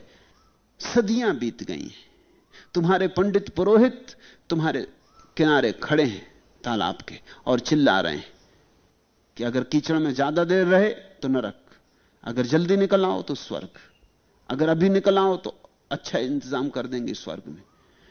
मगर न लोभ का कोई परिणाम होता है, न भय का कोई परिणाम होता है। और सुनते सुनते तुम इन बातों के आदी हो गए हो। अब न तुम्हें स्वर्ग की चिंता है, न तुम्हें नरक का कोई भय है। अब तुम कहते हो जब होगा तब होगा। अब हम जानते हैं कि हमसे तो निकलते नहीं बनता इस कीचड़ से। तुम्हारे भय और तुम्हारे लोभ तुम समझो। लेकिन पुराना महावत आया, उसने कुछ और किया। उसने बड़ी अद्भुत बात की। यह छोटी सी घटना है, मैं चाहता हूं ताकि तुम समझ सको कि छोटी छोटी घटना से खूब निचोड़ा जा सकता है। राजा ने पुराने महावत को बुलाया, सोचा शायद वही काम आ सके। पुराना महावत वैसा ही वृद्ध हो गया है जैसा हाथी। दोनों साथ साथ बड़े हुए, साथ साथ बूढ़े हो गए। दोनों के जीवन का संग साथ का अनुभव है, एक दूसरे से पहचान है, एक दूसरे को जानते हैं, एक दूसरे से बहुत गहरी मैत्री है, एक दूसरे की चेतना से संबंध है। जानता है बूढ़ा महावत कि इस हाथी पर कौन सी बात काम करेगी। इसने देखा है उसको युद्धों के मैदानों में। इसने कई बार वे क्षण भी देखे होंगे जब हाथी कमजोर पड़ा जाता था, लहूलुहान हो गया था, और बजा नगाड़ा और हाथी भूल गया लहूलुहान होना, और फिर दौड़ पड़ा, फिर जूझ गया। इसे याद होंगे वे दिन। ये जानता है इस हाथी को कि एक ही बात इसको बाहर निकाल सकती है कि इसका योद्धा जाग जाए, इसका संकल्प प्रज्वलित हो जाए। एक ही बात इसे बाहर ला सकती है कि ये भूल जाए कि मैं ये जीर्ण जर्जर देह हूं, इसे याद आ जाए कि मैं आत्मवान हूं। और ये बूढ़ा महावत जब से अवकाश प्राप्त हुआ, राजा की नौकरी से छूटा, तब से बुद्ध के सत्संग में रहा था। वह सत्संग भी शायद उसे यह बोध दे गया हो। यह कहानी जुड़ी है। शायद बूढ़े महावत ने बुद्ध से सीखा हो, फिर बुद्ध ने बूढ़े महावत को हाथ में लेके अपने और भिक्षुओं को भी जगाने की कोशिश की। बूढ़ा महावत बुद्ध के पास जाता है, सुनता है, बैठता है। उसे शायद याद आया हो बुद्ध किस तरह जगाते। कीचड़ में ही तो फंसे हैं लोग, किस तरह पुकारते हैं, किस तरह बजाते हैं नगाड़े युद्ध के, किस तरह फुसलाते हैं तुम्हारे भीतर की आत्मा को, किस तरह तुम्हें स्मरण दिलाते हैं कि तुम कौन हो। अमृतस्य पुत्रः, कि तुम अमृत के पुत्र, तुम मृत्यु की कीचड़ में दबे पड़े हो। पुकारते हैं कि देख तू कौन है, भगवान स्वयं तू है। और इस छोटी सी बात से नहीं छूट पा रहा है। इस भेद को समझना। बुद्ध ना तो भय देते ना लोभ देते, बुद्ध तो सिर्फ तुम्हें स्मृति देते। इसलिए बुद्ध की भाषा में सबसे महत्वपूर्ण जो शब्द है वह है सम्यक स्मृति। तुम्हें स्मरण आ जाए कि तुम कौन हो। तुमने प्रसिद्ध कहानी सुनी होगी, विवेकानंद को बहुत प्रिय थी, कि जंगल में एक शेरनी गर्भवती थी, छलांग लगाती थी एक पहाड़ी से दूसरी पहाड़ी पर, और तभी उसका गर्भ गिर गया। नीचे भेड़ों का एक समूह जा रहा था। वो बच्चा, सिंहनी का बच्चा, सिंह शावक भेड़ों में पड़ गया। सिंहनी तो चली गई, वो बच्चा भेड़ों में ही बड़ा हुआ। तो स्वभाव था उस बच्चे ने यही जाना कि मैं भेड़ हूं। हम वही तो सीख लेते हैं जो हमें सिखाया जाता है। जिनमें तुम बड़े हुए वही तो तुम हो गए। हिंदू घर में हुए तो हिंदू, जैन घर में हुए तो जैन, मुसलमान घर में हुए तो मुसलमान। हिंदुस्तान में पैदा हुए तो हिंदुस्तानी, और चीन में पैदा हुए तो चीनी। जिनके बीच रहे उन्होंने तुम्हें अपने में ढाल लिया। भेड़ों में बड़ा हुआ तो जानता था कि मैं भेड़ हूं। भेड़ों के साथ ही घसर पसर चलता था। भेड़ें डरती थी जैसा छोटी छोटी चीजों से, ऐसा ही वो भी डरता था। भेड़ों जैसा मिमियाता था। सिंह गर्जना तो उसे आती ही नहीं थी, सुनी ही नहीं थी, पहचान ही ना थी उससे। जिसकी पहचान ना हो, जिसको सुना ही ना हो, वो आए भी तो कहां से आए। संस्कार ही ना था कोई। फिर बड़ा होने लगा, लेकिन था तो सिंह, तो थोड़े ही दिनों में भेड़ों से ऊपर उठ गया। फिर भी याद ना आई, क्योंकि सिंहों के पास दर्पण तो होते नहीं। और भेड़ों ने भी कोई फिक्र ना की, उसी के साथ बड़ी होती रही थी, तो धीरे धीरे उसकी आदी हो गई थी कि इस ढंग की भेड़ है, मान लो कि इसी तरह की है, इसको यही रंग है। वो बड़ा भी हो गया, लेकिन शाकाहारी का शाकाहारी, घास पात खाता था, भेड़ों के साथ घसर परसर चलता था। लेकिन एक दिन बड़ी अजीब घटना घट गई। एक बूढ़े सिंह ने भेड़ों के इस झुंड पे हमला किया। वो बूढ़ा सिंह तो चौंक के खड़ा हो गया, वो तो भूल ही गया हमला इत्यादि। इनके बीच में एक जवान सिंह भागा चला जा रहा है। ये तो उसने कभी न सुना, न देखा, न शास्त्रों में पढ़ा। ये हो क्या रहा है? उसे अपनी आंख पर भरोसा ना आया होगा, उसने आंखें मीड़ी होंगी कि ये हुआ क्या, ये बात क्या, ऐसा तो कभी देखा नहीं। वो बीच में, जैसे भेड़ों में भेड़, वो तो भूल ही गया, भूख प्यास लगी थी, वो तो भूल ही गया, वो भागा। भेड़ें भागी उनके साथ, ये युवा सिंह भी भागता रहा। बामुश्किल बूढ़ा सिंह पकड़ पाया। पकड़ा तो मिमियाने लगा, रोने लगा, गिड़गिड़ाने लगा, कहने लगा छोड़ दो महाराज, मुझे जाने दो, मेरे सब संगी साथी जाते। उस बूढ़े ने कहा ऐसे नहीं जाने दूंगा, ये तो बड़ा चमत्कार है। तुझे हुआ क्या? तेरा होश खो गया? तेरा होश खो गया वो भी ठीक, भेड़ों को क्या हुआ? ये तेरे साथ खड़ी कैसे?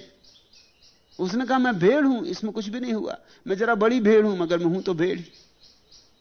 मेरा रंग ढंग अलग है, ऐसा कभी कभी हो जाता है, लेकिन मुझे छोड़ो, मुझे जाने दो। उसको पसीना उतरने लगा, लेकिन बूढ़ा सिंह छोड़ा नहीं, घसीट के ले गया नदी के किनारे, झुका, खुद झुकाया उसे और कहा पानी में देख। जैसे ही उस नए युवा सिंह ने पानी में दो तस्वीरें देखी, बूढ़े सिंह की और अपनी, गर्जना निकल गई, सिखानी ना पड़ी। ऐसी गर्जना की पहाड़ कब गए कि बूढ़ा सिंह कब गया। बूढ़े सिंह ने कहा अब तू जा, तुझे जहां जाना हो। एक क्षण में सब बदल गया। अब वो भेड़ नहीं था, वो दुख स्वप्न टूट गया, उसे अपने स्वरूप का बोध हो गया। बुद्ध पुरुष यही करते। बुद्ध पुरुष बूढ़े सिंह। कोई तुम में आदमी बन के बैठ गया है, कोई स्त्री बन के बैठ गया है, वो पकड़ पकड़ के ले जाते नदियों के किनारे, कहते जरा झांक के देखो, तुम वैसे ही हो जैसा मैं हूं, वैसा ही अमृत तुम में भरा जैसा मुझ में, वैसी ही भगवत्ता तुम में जैसी मुझ में। जरा देखो मेरी शक्ल, अपनी शक्ल पहचानो। न तुम स्त्री हो, न तुम पुरुष हो, तुम चैतन्य हो। न तुम जवान हो, न तुम बूढ़े हो, न तुम दीन हो, न दरिद्र हो, न अमीर हो, न तुम कोरे हो, न काले हो। तुम निराकार, निर्गुण हो।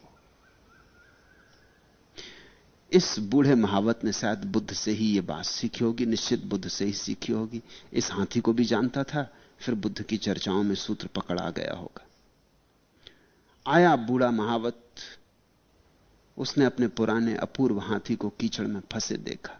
ऐसी दुर्दशा उसने कभी देखी नहीं थी, सोचा भी नहीं था, सपने में नहीं सोचा था कि यह अपूर्व शक्तिशाली हाथी इतना दुर्बल हो जाएगा कि कीचड़ से ना निकल सके, कीचड़ से ना निकल सके। जो किसी भी युद्ध व्यूह से बाहर निकल आया था, उसे एक दिन कीचड़ के साथ मात खानी होगी। वह हंसा। क्यों हंसा? हंसा होगा देख के जगत की स्थिति। ऐसे सबल दुर्बल हो जाते, ऐसे धनवान दरिद्र हो जाते, ऐसे सम्राट भिखारी हो जाते, ऐसे जवान थे अर्थियों पर लद जाते। हंसा देख के ये भी कि ये भूल कैसे गया, अपना स्मरण इसे नहीं रहा कि मैं कौन हूं, कैसे ये विस्मृति हुई। बड़े युद्धों का विजेता, हाथियों में सम्राटों जैसा सम्राट, ये हस्तिराज, इसे भूल कैसे हो गई। ये आज कीचड़ से नहीं निकल पा रहा है, इसे अपनी स्मरण, अपनी स्मृति बिल्कुल ही चली गई, इसलिए हंसा होगा। और उसने किनारे से संग्राम भेरी बजवाई। बुद्ध के पास यही सीखा होगा, युद्ध बाजे बजवाए। जानता था इस हाथी को कि शायद वो संगीत सुन के इसे याद आ जाए। इसलिए तो सत्संग का मूल्य है। सत्संग का अर्थ होता है शायद किसी बुद्ध पुरुष के पास बैठ के तुम्हें अपने बुद्धत्व की याद आ जाए। शायद किसी सद्गुरु के पास बैठे बैठे तुम्हें याद आ जाए कि जो इस व्यक्ति के भीतर है वही मेरे भीतर भी तो है। मैं नाहक परेशान हो रहा, मैं नाहक चिंतित उदास हो रहा, मैं नाहक हताश हो रहा। शायद किसी खिले हुए फूल को देखकर बंद कली को भी खिलने का सपना पैदा हो जाए। शायद किसी जले दिए को देखकर बुझे दिए को भी स्मरण आ जाए कि मैं भी जल सकता हूं। तेल है, बाती है, सब है, कमी क्या है? इस बूढ़े महावत ने बड़ी कला की, बड़ा होशियार रहा होगा, बड़ा बुद्धिमान रहा होगा। बैंड बाजे बजवा दिए। उन बैंड बाजों की चोट हाथी भूल ही गया होगा कैसी कीचड़, कैसा तालाब। एक क्षण को जैसे सारी बात विस्मृत हो गई, भविष्य अतीत सब विस्मृत हो गया। उन बैंड बाजों की चोट में वर्तमान में आ गया होगा, देह को भूल गया, जाग गई भीतर की स्मृति कि मैं कौन हूं। महाबलशाली हो गया। युद्ध के नगाड़ों की आवाज सुन जैसे अचानक बूढ़ा हाथी फिर जवान हो गया और कीचड़ से उठकर किनारे पर आ गया। बुद्ध का बड़ा प्रसिद्ध वचन है, तुम वही हो जाते हो जो तुम सोचते हो कि तुम हो। पुरानी बाइबल कहती एज ए मैन थिंकेथ, जैसा आदमी सोचता वैसा ही हो जाता। तुम्हारा विचार ही तुम्हारी नियति है, तुम्हारा विचार ही तुम्हारा भाग्य निर्माता है। सोचता था कमजोर हो गया, बूढ़ा हो गया तो बूढ़ा था। अब इस नगाड़े की आवाज में भूल गया और याद आ गई पुरानी, और सोचा कि मैं महाबलशाली, मैं हस्तिराज, मैंने इतने युद्ध देखे, इतने युद्ध जीता। भूल ही गया कीचड़ इत्यादि कैसे छूट गई पता ही नहीं चला, छूटने की चेष्टा भी नहीं करनी पड़ी, उस स्मरण में ही मुक्ति हो गई। इसलिए बुद्ध कहते हैं सम्यक स्मृति मुक्ति है। तुम्हें याद आ जाए कि तुम कौन हो, तुम परमात्मा स्वरूप हो। अहम ब्रह्मास्मि, जैसा उपनिषद कहते कि मैं ब्रह्म हूं, कि अल हिल्लाज मंसूर कहता अनल हक, कि मैं सत्य हूं, कि महावीर कहते हैं अप्पा सो परमप्पा, जो आत्मा है वह परमात्मा है। वो उठकर किनारे आ गया। इतनी सरल बात, ऐसे चला आया जैसे कीचड़ इत्यादि थी ही नहीं। वह जैसे भूल गया अपनी वृद्धावस्था, अपनी कमजोरी। उसका सोया योद्धा जाग उठा और यह चुनौती काम कर गई। चुनौती काम करती है। बुद्ध पुरुष तुम्हें चुनौती देते, बुद्ध पुरुष तुम्हें भयभीत नहीं करते। जो भयभीत करे समझ लेना वो बुद्ध पुरुष नहीं है। जो तुम्हें डराए धमकाए वो तो राजनीतिज्ञ है। जो कहे कि नरक भेज देंगे वो तो बड़ी राजनीति चल रहा है। जो कहता स्वर्ग में बिठा देंगे वो तो बड़ी राजनीति चल रहा है। लोभ और भय तो राजनीतिक दांव पेंच है। बुद्ध पुरुष चुनौती देते, बुद्ध पुरुष पुकारते, बुद्ध पुरुष संगीत पैदा करते तुम्हारे चारों तरफ, परलोक का संगीत, कि उस संगीत की चोट में तुम्हारे भीतर कुछ जग जाए। नगाड़े बैंड बाजे काम कर गए। हाथी उस भाषा को समझ गया, समझा उसने युद्ध में। क्षण भी देर ना लगी। ऐसा भी नहीं कि सोचा विचारा कि अब क्या करूं क्या ना करूं। अब युद्ध में कहीं सोच विचार का मौका होता? युद्ध में तो वही जीतता है जो सोच विचार में नहीं पड़ता, जो सीधा जूझ जाता है। युद्ध में तो वही जीतता है जो क्षण को भी सोच विचार में नहीं खोता, क्योंकि क्षण गया कि तुम पिछड़ गए, दूसरा हाथ मार लेगा। वहां तो प्रतिपल जीना पड़ता है। पुराना योद्धा था, पुराना सिपाही था वो हाथी, उसे क्षण देर ना लगी। वह तो ऐसी मस्ती और ऐसी सरलता और सहजता से बाहर आया जैसे कि वहां कोई कीचड़ थी ही नहीं, और जैसे कि वह कभी फंसा ही ना था। जब बुद्ध को ज्ञान हुआ और किसी ने पूछा कि आपको क्या मिला, तो वो हंसे। उन्होंने कहा मिला कुछ भी नहीं, क्योंकि मैंने कभी कुछ खोया ही नहीं था। मिला कुछ भी नहीं क्योंकि जो मेरे पास था बस उसका मुझे पता चला। मिला कुछ भी नहीं। कहते हैं ज़ेन फकीर बोकोजू जब समाधि को उपलब्ध हुआ तो हंसने लगा और फिर जिंदगी भर हंसता रहा। जब भी कोई कुछ पूछे तो वो हंसे। लोग उससे पूछते थे आप हंसते क्यों हैं, हर बात में हंसते क्यों? वो कहता है इसलिए हंसता हूं कि कोई भी यहां फंसा नहीं है और सभी को यह ख्याल है कि लोग फंसे। कीचड़ है नहीं और लोग फंसे। मान्यता। तुमने देखा धन तुम्हें पकड़े हुए? धन तुम्हें पकड़ता नहीं। तुम धन को क्या खाक पकड़ोगे, कैसे पकड़ोगे? सिर्फ एक भ्रांति है, धन तुम्हारा नहीं है। तुम तो नहीं थे तब भी धन था, तुम नहीं रहोगे तब भी धन होगा। जमीन का टुकड़ा कहते हो मेरा है, तुम्हारे होने से कुछ लेना देना नहीं। जमीन को पता ही नहीं कि आप आए और गए, कब आए कब गए, कुछ पता नहीं। जमीन का टुकड़ा तुम्हें नहीं पकड़ता है। तुम कैसे पकड़ोगे? बस सिर्फ एक ख्याल है मेरा, और सारा ख्याल का मजा है। एक आदमी के घर में आग लग गई और वो छाती पीट कर रोने लगा, और किसी ने कहा मत रो पागल, तुझे पता नहीं कि तेरे बेटे ने कल मकान तो बेच दिया, रात सौदा हो गया है। बस आंसू सूख गए, वो हंसने लगा। वो बोला ऐसा, ये तो बड़ा अच्छा हुआ, तो मकान बिक गया। अब भी मकान जल रहा है, वैसे ही जल रहा है, और भी ज्यादा जल रहा है, मगर अब रोना धोना नहीं हो रहा। तभी बेटा भाग आया, उसने कहा आप खड़े क्या देख रहे हैं, लुट गए। उसने कहा अरे लुट गए, और किसी ने तो मुझे कहा मकान बेच दिया। उसने कहा बात हुई थी, लेकिन बयाना आज होने को था। फिर छाती पीटने लगा। मकान वही है, आदमी वही है, बस बीच में मेरा नहीं है ऐसा ख्याल आ गया था, तो आंसू रुक गए। अब मेरा है तो फिर आंसू आ गए। जो हमारा जीवन जिसे हम कहते हैं वो हमारी धारणा मात्र है। वो हाथी ऐसे बाहर आ गया जैसे फंसा ही ना हो, जैसे वहां कोई कीचड़ हो ही ना।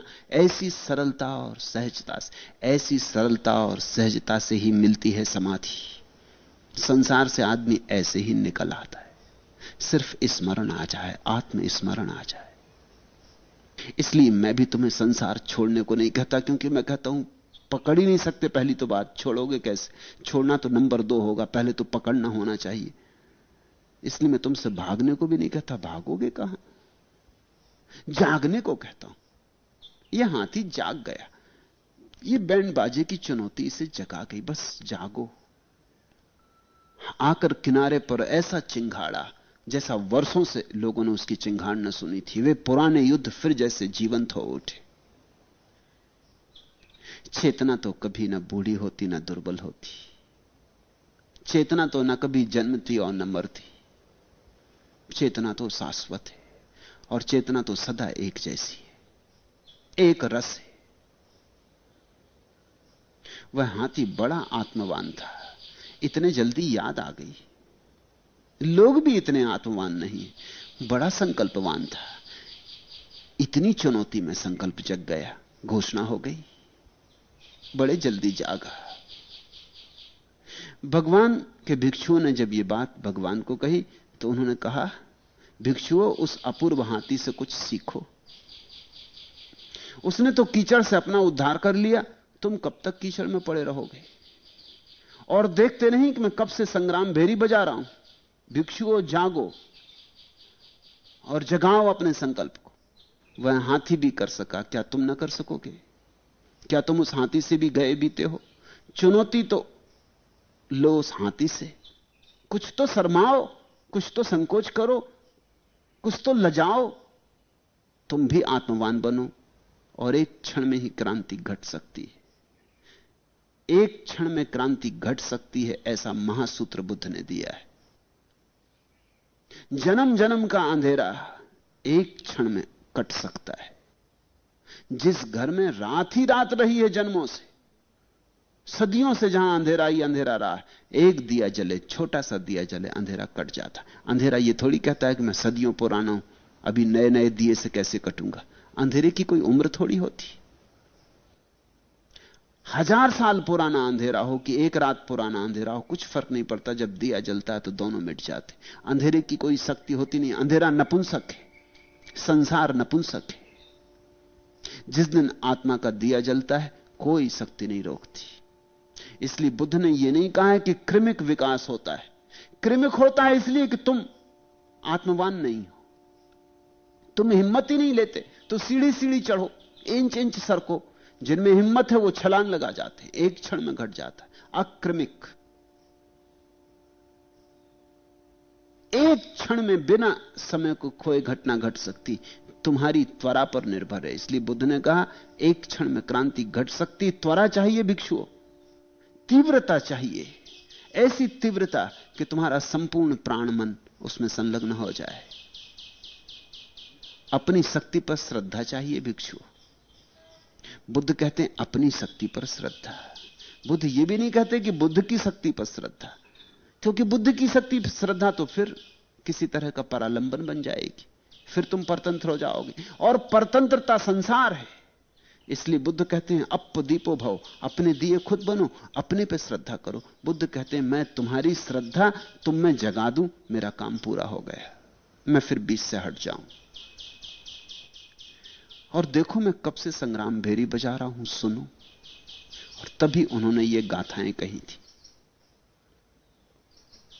अपमादरता होए सचित मनुरखत, दुग्गा उद्धर थत्थान पंके सत्तोव कुंजरो, सचे लभेत निपंकम सहायम सद्धिम चरम साधु विहाराधिरम, अभ्युय सव्वानी परिसयानी चरे तेन तमत्तो सतीमा, नोचे लभेत निपकम सहायम सद्धिम चर साधु विहार धीरम, राजावरठम विजितम पहाय एको चरे मातंग रंचेव नागो, एकस्य चरितम सेयो नत्थि वाले सहायता, एको चरे नचा पापानी कैरा, अप्पोसु मुक्को मातरंग रंजेव नागो, सुखम याव जरा शीलम सुखा सद्धा पतिष्ठा, सुखो पंजाय पटिलाभो पापनम अकरणम सुखम।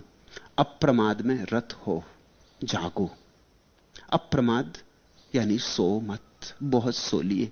अप्रमाद में रत हो, अपने चित्त की रक्षा करो, अपने चैतन्य की रक्षा करो, जड़ मत बनो, चैतन्य को स्मरण रखो, चैतन्य को सुलगाओ, चैतन्य को निखारो। जिस जिस भांति ज्यादा चेतना पैदा हो उस भांति सब उपाय करो। जिस भांति मूर्छा होती हो वे उपाय छोड़ो, जिन कारणों से जड़ता पैदा होती हो वे कारण छोड़ो। अब प्रमाद में रत हो, अपने चित्त की रक्षा करो। दलदल में फंसे हांसी की तरह तुम भी अपना उद्धार कर सकोगे। यदि साथ चलने वाला कोई बुद्धिमान अनुभवी मिल जाए तो सभी विघ्नों को दूर कर उसी के साथ स्मृतिवान और प्रसन्न होकर धीर पुरुष चले। यदि कोई मिल जाए ऐसा जो जागा हो, यदि कोई मिल जाए ऐसा जो बुद्धिमान हो और अनुभवी हो। बुद्धिमान अकेला काम नहीं आता। कभी कभी ऐसा होता लोग बुद्धिमान होते हैं लेकिन अनुभवी नहीं होते। तो बुद्धि तो बड़ी प्रखर होती, तो तर्क तो खूब बिठा लेते, लेकिन अनुभव कोई नहीं होता। उनकी बातों में मत पड़ जाना, उनकी बातें बड़ी झंझट में डाल देंगी। उन्हें जीवन का कोई अनुभव तो है नहीं, उन्हें सिर्फ गणित का अनुभव है, उन्हें तर्क का अनुभव है।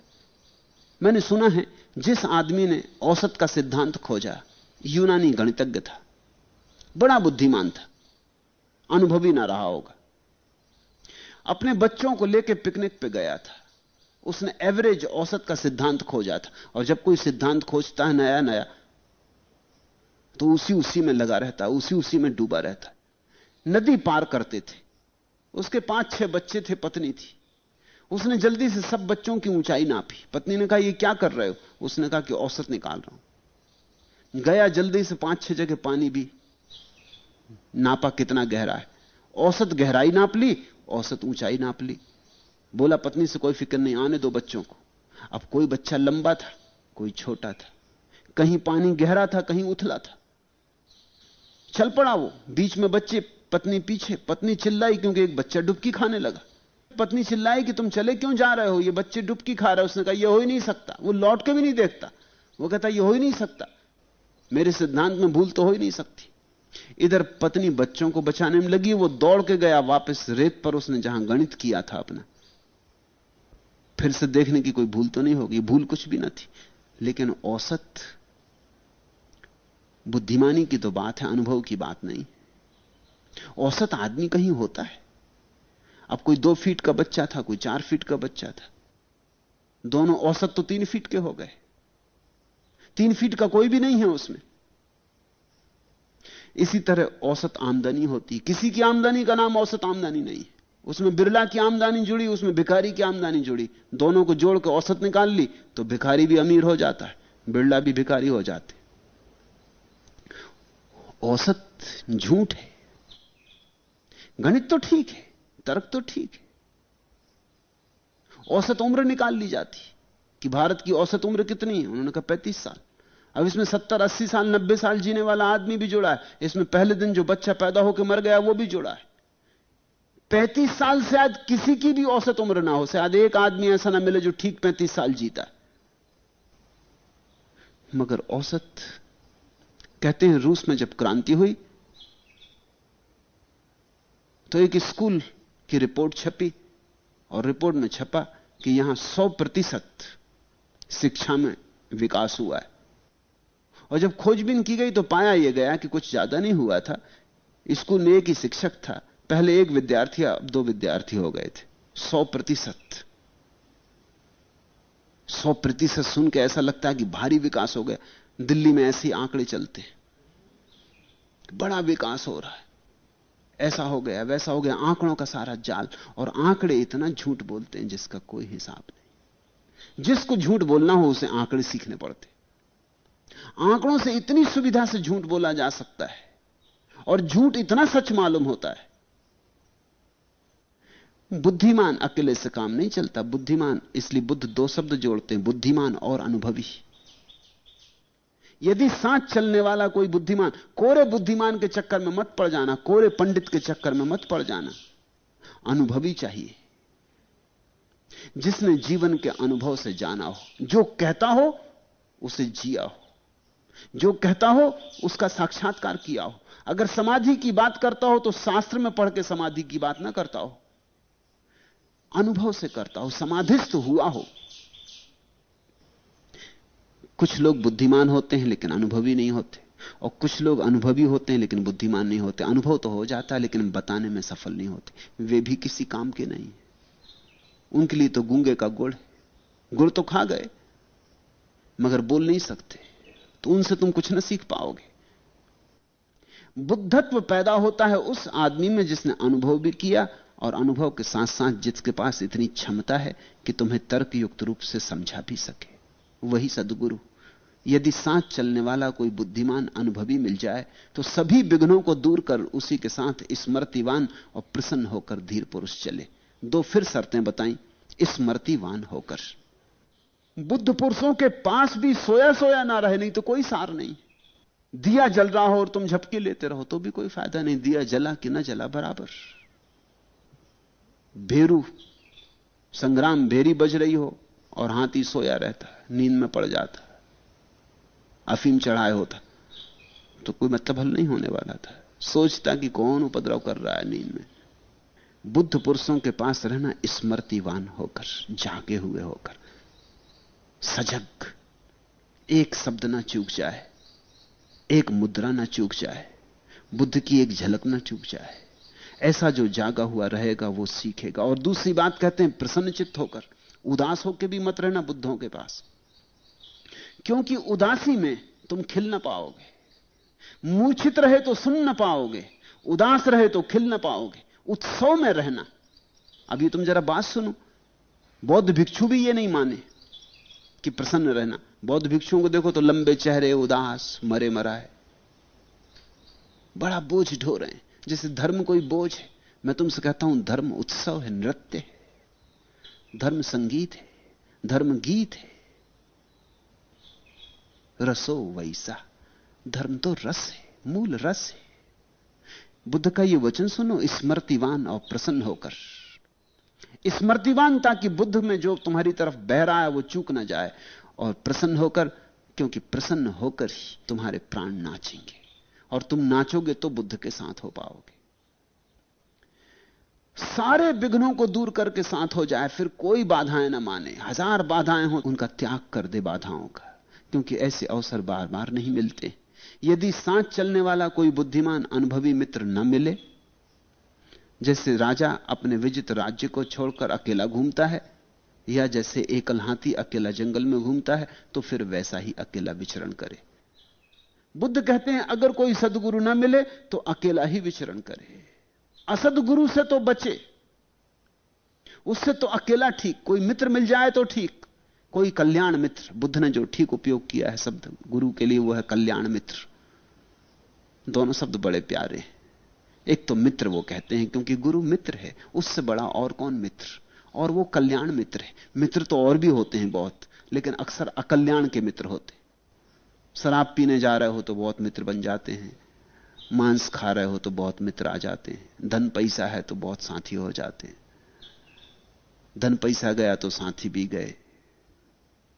अकल्याण में तो बहुत मित्र हो जाते हैं, जुआ घर की दोस्ती। कल्याण मित्र जो तुम्हारी शांति में, तुम्हारी समाधि में, तुम्हारे ध्यान में मित्रता बांधे, जिसके सहारे तुम आगे बढ़ने लगो, जो तुम्हें धीरे धीरे तुम्हारे पंख से खींचे। वो जो बूढ़ा महावत है वो कल्याण मित्र। उसने आके बैंड बाजा बजा दिया, हाथी जाग पड़ा। उसने कुछ भी तो नहीं किया, हाथी को न मारा न पीटा, न हाथी को पुकारा, न कुछ किया, सिर्फ एक स्थिति पैदा कर दी। कल्याण मित्र का अर्थ होता है जो तुम्हारे लिए एक परिस्थिति पैदा कर दे जिसमें तुम जाग सको। नहीं तो अकेला विचरण करे। अकेला रहना श्रेष्ठ है, मूर्ख के साथ मित्रता अच्छी नहीं। अकेला विचरे, पाप ना करे, हस्तिराज की तरह अनुत्सुक होकर रहे। या तो मित्रता करना तो कल्याण मित्रता करना, या मित्रता करना ही मत, फिर एकल रहे, अकेला रहे। फिर ऐसे ही चले जैसे अकेला हाथी विचरता है, और अनुत्सुक रहे जैसे हाथी रास्ते पे चलता है, कुत्ते भौंकते हैं, फिक्र नहीं करता, देखते नहीं, लौट के अपना चलता चला जाता है। फिर अकेला ही विचरे, सिर्फ एक ही ख्याल रहे अकेले में, क्योंकि अकेले में पाप घेरेगा, इसलिए पाप ना करे। बस इतना ही स्मरण रखे कि पाप नहीं करना है, किसी को हानि पहुंचे ऐसा कुछ भी नहीं करना है। अपना लाभ भी होता हो दूसरे को हानि पहुंचने से, तो भी दूसरे को हानि नहीं पहुंचानी, अपना लाभ भी छोड़ देना है। बस दूसरे को हानि न पहुंचे ऐसे कृत्यों से बचता रहे और अकेला विचरता रहे, तो धीरे धीरे यात्रा हो जाएगी। अगर संगी साथी मिल जाए, कोई कल्याण साथी, तो काफी अच्छा है, जल्दी यात्रा होगी, सुगम हो जाएगा मार्ग। वृद्धावस्था तक सील का पालन सुख है, स्थिर श्रद्धा का होना सुख है, ज्ञान का लाभ होना सुख है, पापों का न करना सुख है। और बुद्ध ने कहा सुख एक ही है, श्रद्धा का होना सुख है,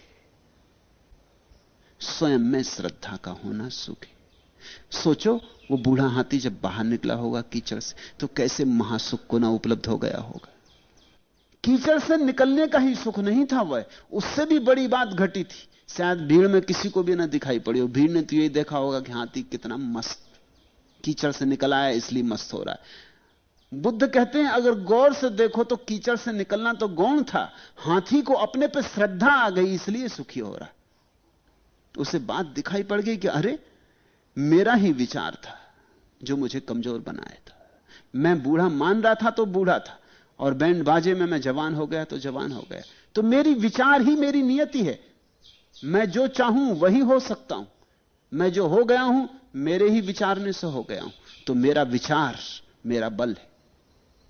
श्रद्धा लौट आई, स्वयं पर श्रद्धा सुख है, सील का पालन सुख है। सील का अर्थ होता है दूसरे को सुख मिले ऐसा व्यवहार करना। पाप और सील में वही फर्क है जो नकारात्मक नीति और विधायक नीति में होता है। पाप का अर्थ होता है दूसरे को दुख ना मिले, यह नकारात्मक, यह पहला कदम कि मुझसे दूसरे को दुख ना मिले। इतना सध जाए तो फिर दूसरा कदम सील है कि मुझसे दूसरे को सुख मिले। जब तुम दूसरों को दुख न दोगे तो दूसरे तुम्हें दुख न देंगे। यह आधी यात्रा है। जब तुम दूसरों को सुख देने लगोगे, सब तरफ से सुख की धाराएं तुम्हारे ऊपर बरसने लगेंगी, महासुख होगा। तो पाप से बचे, सील में संलग्न हो, श्रद्धा को जगाए। वही श्रद्धा अंत में ज्ञान बन जाती, यही महासुख है। बुद्ध कहते हैं स्वयं में प्रतिष्ठित हो जाना सुख है। सुखम याव जराशीलम सुखा सद्धा पथितता, स्वयं में प्रतिष्ठित हो जाना। सुखो पंजाय पटिलाभो पापानम अकरणम सुखम। स्वर्ग कहीं और नहीं, नरक भी कहीं और नहीं। स्वर्ग है अपनी श्रद्धा में प्रतिष्ठित हो जाना, और नरक है अपने ऊपर श्रद्धा खो देना। स्वर्ग है इस ढंग से जीना कि तुम्हारे तरफ सुख की धाराएं अपने आप बहें। इस जगत में प्रतिध्वनियां होती, तुम जो कहते हो वही तुम पर लौट आता है। तुम गाली दो, गालियां लौट आती। तुम प्रेम बांटो, प्रेम लौट आता है। इस जगत में तो प्रतिध्वनि होती। तुम दुख बांटो, दुख घना हो जाएगा। तुम सुख बांटो, सुख घना हो जाएगा। तुम जो दोगे अंततः वही पालोगे। तुम जो बोओगे वही काटोगे। यह छोटा सा सूत्र है, लेकिन कितना बड़ा। इस छोटे से सूत्र पर जीवन महाक्रांति से गुजर जाता है। स्वर्ग तुम्हारे हाथ में और नरक भी तुम्हारे हाथ में है। तुम निर्माता हो। अगर तुमने अब तक दुख पाया है तो स्मरण करना, अपने ही कारण पाया है। दूसरे पर दोष मत देना। दूसरे पर जो दोष देता वही अधार्मिक। जो ये स्वीकार कर लेता है कि मैं दुख पा रहा हूं तो जरूर मैंने ही बोया होगा, वही धार्मिक। और धार्मिक के जीवन में विकास होता, अधार्मिक के जीवन में विकास नहीं होता। क्योंकि अधार्मिक सदा कहता रहता दूसरे मुझे दुख दे रहे हैं, इसमें कैसे विकास होगा। पहली तो बात, दूसरे तुम्हें दुख दे नहीं रहे। दूसरी बात, दूसरे दुख दे रहे हैं तो अब तुम क्या करोगे। जब तक वो देना बंद ना करें तब तक तुम्हारे हाथ में तो कुछ नहीं रहा, तुम तो परतंत्र हो गए। और दूसरे बहुत हैं, इतने बहुत हैं कि जब सब तुम्हें दुख देना बंद करेंगे तब तुम शायद स्वतंत्र हो पाओ। ऐसी घड़ी कभी आएगी, इसका भरोसा करना मुश्किल है। बुद्ध कहते हैं तुम ही अपने दुख के कारण हो। जब तुम दूसरों को दुख देते हो तो तुम दुख को निमंत्रण दे रहे हो, और तुम ही अपने सुख के कारण हो। जब तुम दूसरों को सुख देते हो तो तुम सुख को बुलावा देते हो। सुख चाहते हो, सुख दो। दुख चाहते हो, दुख दो। गणित बहुत सीधा साफ है। और हर जीवन के अनुभव को माला बनाओ। जाग कर जीवन के एक एक फूल को पिरो, ताकि तुम्हारे पास जीवन सूत्र हाथ में आ जाए। और फिर अंतिम रूपेण जीवन के सारे फूलों को निचोड़ लो, सार सार निचोड़ लो, असार को छोड़ दो। वही सार बुद्धत्व है, वही सार बोधि है। और जैसे हाथी कीचड़ से निकल आया, तुम भी निकल आओगे। चुनौती स्वीकार करो। धन्य भागी हैं वे जो बुद्धों की चुनौती को स्वीकार कर लेते हैं। आज इतना ही।